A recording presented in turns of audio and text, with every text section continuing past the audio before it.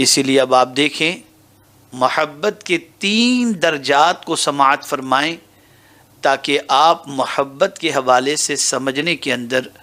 محبت کے حوالے سے آپ کو سمجھنا تھوڑا سا آسان ہو۔ محبت کا پہلا درجہ یہ ہے کہ جس شے سے محبت ہو وہ عام اور معمولی قسم کی محبت ہو۔ یہ ایک سچویشن ہوتی ہے محبت کی کہ ہمیں کسی چیز سے محبت ہوتی ہے لیکن گہری محبت نہیں ہوتی، بے پناہ محبت نہیں ہوتی، شدت محبت میں نہیں ہوتی، بلکہ ایک معمولی سی محبت ہوتی ہے۔ یہ پہلا درجہ ہے۔ جیسا کہ ایک انسان لباس سے محبت کرتا ہے، اچھے کھانے سے محبت کرتا ہے، دیدہ زیب مناظر سے محبت کرتا ہے، یہ محبت شدت کی نہیں ہوتی بلکہ یہ عام اور معمولی قسم کی محبت ہوتی ہے کہ اس کی دل میں محبت و چاہت تو ضرور ہوتی ہے کہ لذیذ کھانا مل جائے، لیکن نہ ملنے پر انسان بالکل پریشان نہیں ہو جاتا، بلکہ یہ محبت پہلے درجے کی اور عام قسم کی یہ محبت ہے۔ یہ محبت کا پہلا درجہ ہے۔ دوسرا درجہ اس سے تھوڑا اوپر کا ہے۔ معمولی محبت نہیں ہوتی، اس محبت میں تھوڑی سی شدت ہوتی ہے۔ یہ محبت پہلی محبت کے مقابلے میں بہتر ہوتی ہے، پہلی محبت کے مقابلے میں تھوڑی شدت اس کے اندر ہوتی ہے۔ یہ محبت کا دوسرا درجہ ہے، اور یہ عام اور معمولی درجے سے بلند ہو کر تھوڑی سی شدت اختیار کر لیتی ہے۔ یہ محبت کی کیفیت ہوتی ہے، جیسا کہ مال سے محبت، اولاد سے محبت، ماں باپ سے محبت، رشتہ دار سے محبت، اپنی جان سے محبت۔ یہ محبت پہلی محبت کے مقابلے میں جو عام اور معمولی محبت تھی، اس کے مقابلے میں یہ محبت تھوڑی سی شدت اختیار کر جاتی ہے، لیکن اس میں بھی درجات ہیں کہ میرے پیارے آقا صلی اللہ تعالی علیہ وسلم کے پیارے دیوانوں، ماں باپ سے جو محبت انسان کو ہوتی ہے اتنی محبت اسے مال سے نہیں ہوتی، لیکن یہ محبت تھوڑی شدت اختیار کرتی ہے پہلی محبت کے مقابلے میں۔ مال، اولاد، بیوی بچے، ماں باپ، ان کی محبت پہلی محبت کے مقابلے میں تھوڑی شدت اختیار کرتی ہے۔ اب محبت کا تیسرا درجہ یہ ہے کہ جس شے سے محبت ہے اس کی محبت انتہائی شدت اختیار کر جائے، یعنی محبت اپنے نقطۂ کمال پر پہنچ جائے اس درجے میں کہ محبوب کی محبت مال و اولاد سے، ماں باپ سے، عزیز و اقارب سے، حتیٰ کہ اپنی جان سے بڑھ کر ہوتی ہے۔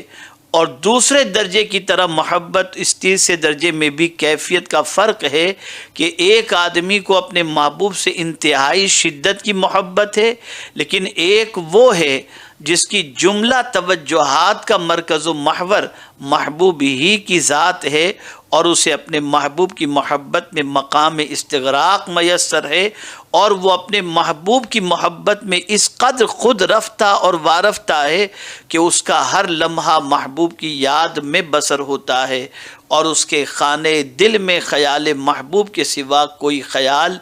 باقی نہیں رہتا۔ میرے پیارے آقا صلی اللہ تعالی علیہ وسلم کے پیارے دیوانوں، اب یہ محبت کی انتہا ہو گئی، یہ تیسرے درجے کی محبت جو مال سے بھی بڑھ کر، رشتہ دار سے بھی بڑھ کر، ماں باپ سے بھی بڑھ کر، اعزا اقربا سے بھی بڑھ کر، یہ محبت اگر کسی دل میں موجود ہے تو یہ محبت صرف اور صرف اللہ، اس کے رسول جل جلالہ و صلی اللہ علیہ وسلم سے ہونی چاہیے۔ لیکن میرے پیارے آقا صلی اللہ علیہ وسلم کے پیارے دیوانوں، اللہ رب العزت جل جلالہ کی محبت ساری محبت پر فوقیت لے جائے اور اپنے رب سے حد درجہ بے انتہا اشد محبت اس کے دل میں ہو، اور اس طریقے سے ہو کہ میرے پیارے آقا صلی اللہ تعالی علیہ وسلم کے پیارے دیوانوں، بندہ اپنے محبوب رب کی یاد میں اور محبت میں اتنا ڈوب جائے کہ اپنے محبوب کی یاد کے بغیر اس کے قلب کو قرار نصیب نہ ہو، چین نصیب نہ ہو، اور محبوب کی محبت کے اندر وہ اپنی زندگی کو بسر فرما دے۔ یہی وجہ ہے کہ اولیاء کرام علیہم الرضوان جو مقام ولایت کو پا لیتے ہیں، ان مقام ولایت کو پانے کے بعد آپ دیکھیں گے کہ ان کی تعریف جب قرآن کرتا ہے تو اسی اعتبار سے کرتا ہے کہ الا ان اولیاء اللہ لا خوف علیہم ولا هم یحزنون الذین آمنوا وکانوا یتقون۔ انہیں اللہ اپنا دوست بنا لیتا ہے، اپنا مقرب بنا لیتا ہے، اور وہ اللہ کی محبت میں اتنے ڈوبے ہوئے ہوتے ہیں کہ ہر ان اوصاف کے متلاشی ہوتے ہیں جن صفت کو اختیار کرنے کے بعد اللہ کے قرب کی دولت نصیب ہو جائے اور اللہ عز و جل کا ساتھ نصیب ہو جائے۔ میرے پیارے آقا صلی اللہ تعالی علیہ وسلم کے پیارے دیوانوں، آپ دیکھیں آقا کریم صلی اللہ علیہ وسلم کی حیات طیبہ کا مطالعہ کریں تو آپ اس نتیجے پر پہنچیں گے کہ پیغمبر رحمت صلی اللہ تعالی علیہ وسلم امتحان کے ایسے مرحلوں سے گزرے کہ خود رسول اعظم صلی اللہ علیہ وسلم ارشاد فرماتے ہیں کہ راہ خدا کے اندر سب سے زیادہ میں ستایا گیا ہوں، اور جو بھی اس راہ پہ چلے گا وہ ستایا جائے گا۔ یہ مفہوم میں نے آقا کریم صلی اللہ علیہ وسلم کے ارشاد کا آپ کے سامنے پیش کیا، لیکن آزمائش اور امتحان کے مرحلے میں رسول اعظم صلی اللہ علیہ وسلم کی زبان اقدس سے نکلنے والے کلمات کا جائزہ لیں کہ ایسی سچویشن میں بھی اپنے رب سے محبت کس حد تک ہے کہ اللہ اکبر، طائف کے بازار میں جب رسول اعظم صلی اللہ علیہ وسلم کو اس طریقے سے پتھر برسا کر کے زخمی کیا گیا کہ آپ کی نعلین خون سے تر ہو گئی،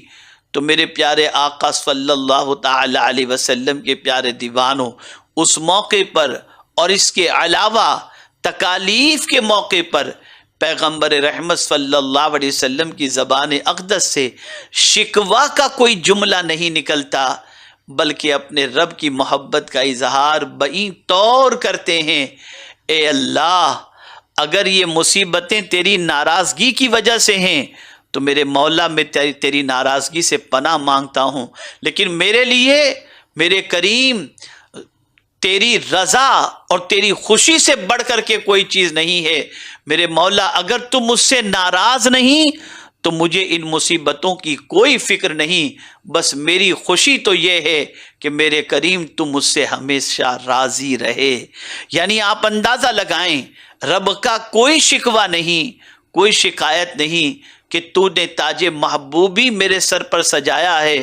اور میں اتنے آزمائش کے مرحلوں سے گزر رہا ہوں، نہیں، بلکہ اپنے محبوب کی طرف سے ہر عطا کو گوارا کر رہے ہیں اور ہر عطا کا استقبال کر رہے ہیں۔ میرے پیارے آقا صلی اللہ تعالی علیہ وسلم کے پیارے دیوانوں، اللہ کے رسول صلی اللہ تعالی علیہ وسلم نے اس طریقے سے اللہ کی محبت کا اظہار فرمایا اور بتایا، بلکہ محبت کی انتہا جو رسول اعظم صلی اللہ تعالی علیہ وسلم کی قلب اطہر کے اندر موجود تھی، اس انتہا کا ذکر اور اس کیفیت کا ذکر خود رب نے اپنے محبوب صلی اللہ علیہ وسلم سے فرمایا کہ میرے محبوب،